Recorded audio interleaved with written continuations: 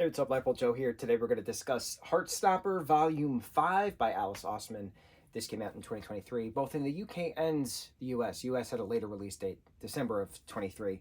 What I love about this book, we love the Heartstopper comics. At the very end, Alice literally gives us a timeline of their universe. It says the Osmanverse timeline. We had year 1, what volume takes place where, year 2, and then we have the Nick and Charlie novella, which is summer of year 3, which even says the Nick and Charlie novella occurs in the summer of year 3, and volume 4 takes place August of year 1 through March of year 2, which also includes the novella This Winter and then Tori's book Solitaire, which is the first book that Alice actually wrote.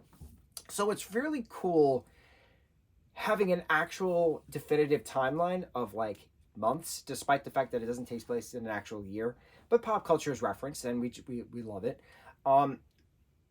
My concern with this book, and it's so trivial, is that I read it too quick. And why I say this, I read it in 2 days.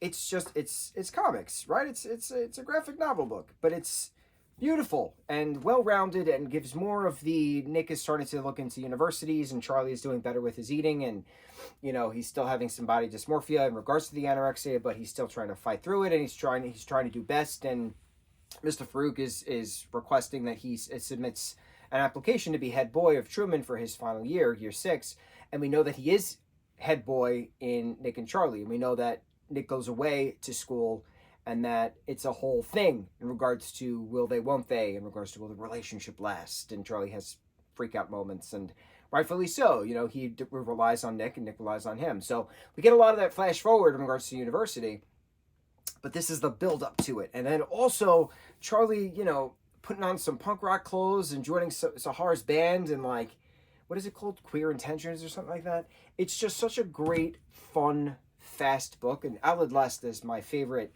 character in the Osmanverse. His book of Radio Silence destroyed my soul, gave me a lot of perspective in regards to my own sexuality from that particular book. Just the explanation, the character development, the realization. I just could not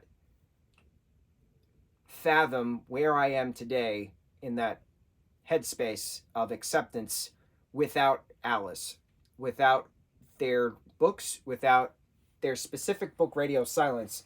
And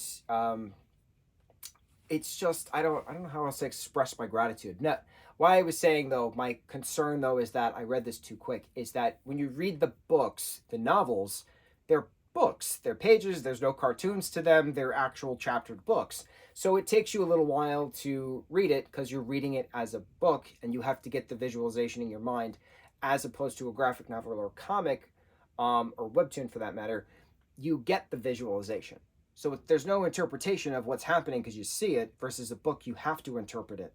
So within interpreting books, I try to read actual novel books, 50 pages a day, when I'm reading an actual book. My next batch of books is our Rick Riordan verse books. After the Nico and Will book and then the Chalice of the Gods books, then we're jumping into the rest of the Rick Riordan Presents books that I have not read since 2022, and I miss them.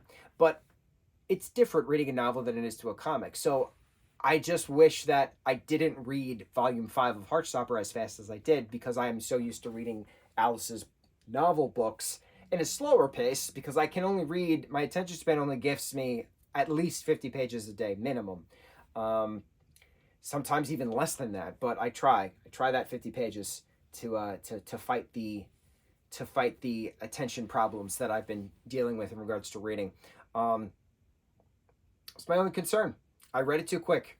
I never thought I'd say those words, but it's just it's like a warm hug. It's like a blanket just thrown over your shoulders, and everything's okay because it's Nick and Charlie and it's their world. And Tori and Charlie having an amazing conversation on a Ferris wheel about her realizing that she's asexual after sleeping with Michael. Michael Holden's in this, and reveal that he's not entirely straight as well. It's everybody's queer. It's wonderful. It's just a queer-filled umbrella of just acceptance and love and understanding, and allowing to query, allowing to question, to query the queer. It's wonderful. It's absolutely wonderful. Q to Q. Like it. Query the queer. I like it. What else was a standout moment? just Nick's reaction with Charlie and his punk rock clothes. It was just funny. I didn't expect it, so it was neat. It's also fun that Alice thought that this would be the last book of the Heartstopper franchise, and then them realizing that no, volume 6 needs to be the final book. But then I'm curious because a lot has to happen then between what was this? June of year 2? Hang on. Hold, please. Volume 5 ends June of year 2, and we know that summer of year 3 is when the events of Nick and Charlie takes place, which is the last day of school with year 6 students, and Harry's in a cheerleader outfit, or they're doing like a High School Musical thing or something like that. And High School Musical is referenced in this, so we know that that's June of year 3 because we know that their end of school year ended June of year 2. So then volume 6 is going to cover a year worth of material. I don't know about that. I think it's another we shall see moment. But I don't know if volume 6 is going to cover a full year. I'm very curious, and also curious when that's actually coming out. I do have the Heartstopper yearbook to read. I did get that as well. That's been on my list of things to read.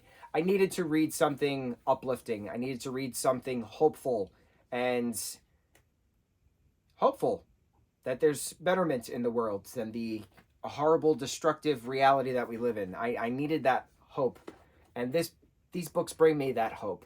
The Rick Riordan books, they bring me those hope. The books bring me the hope. There we go. I don't like watching stuff that's too reality.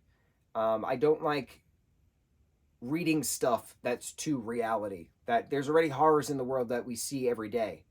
And I don't want to read about it on my free time.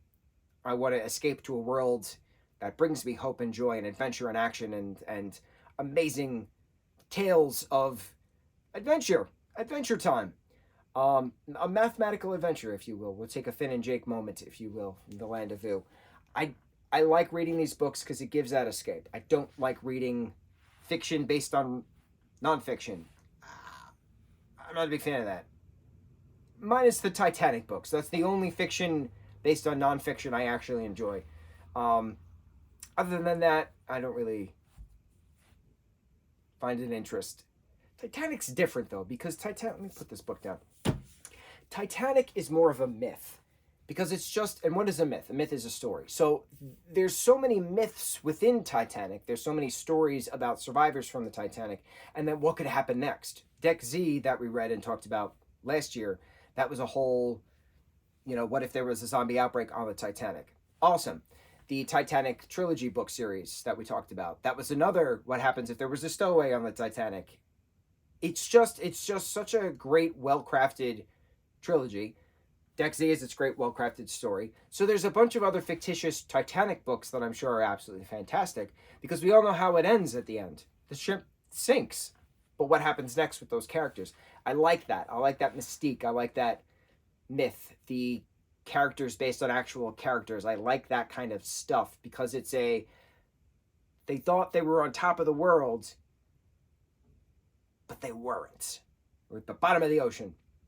I like it. I like that kind of spin on fiction based on nonfiction. But when you're talking about like murder and like the hard R of sexual assault, like that's not something I want to read. I don't find enjoyment reading it. It's disgusting. So I would like to see and read the stuff that gives the hope on the flip side of the reality that we live in. Because the reality we live in is that kind of stuff you hear about all the time. And it's awful. And it's disgusting. And humans are terrible. So I like reading the flip side of that, where we can be better. The we not me movement. I like that. It gives me hope. The only way to explain it. So, Heartstopper, Volume 5, filled with hope. Incredible, incredible book. Thank you, Alice. On to the next review. Mucho mahalo.